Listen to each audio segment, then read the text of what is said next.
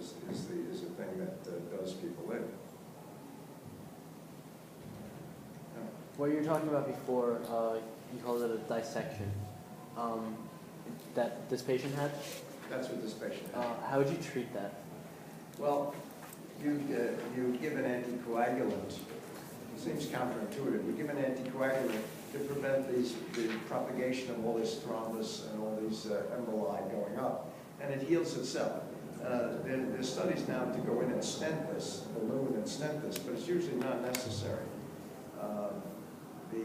50% of people with dissections have headache or neck pain and no stroke.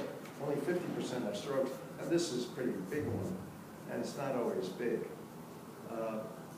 But Cornell had rugby, and we had one of the students, the scrum, got a dissection and had a stroke. Not a huge one, and he graduated, but that was the end of rugby at Cornell Medical.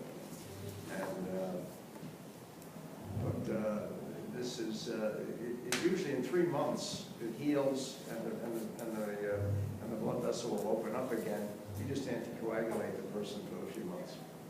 Is there usually any damage to brain tissue if it doesn't result in a stroke? No, it means it was just it didn't really occlude the vessel, and nothing went north. No emboli broke off. Jacob, did you want to ask one last question? I mean, about that cascade, when the cells are destroyed, they destroy more. When does that actually stop? Oh, it goes on for days. You know the difference between necrosis and apoptosis, programmed cell death. We know that there's difference between necrosis, which is the acute death of tissue due to lack of substrate, lack of blood and oxygen.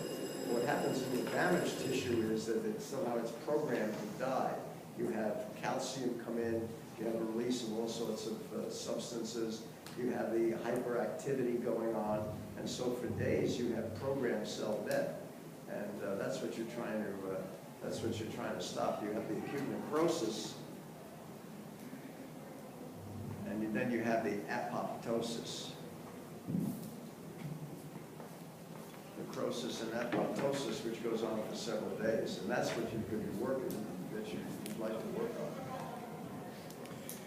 Hypothermia works for cardiac arrest. But see, cardiac arrest is lack of blood flow, and then it's restored by CPR.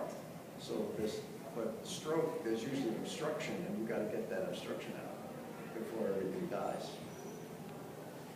Well, we're out of time, but thank you very much, Dr. Caronna.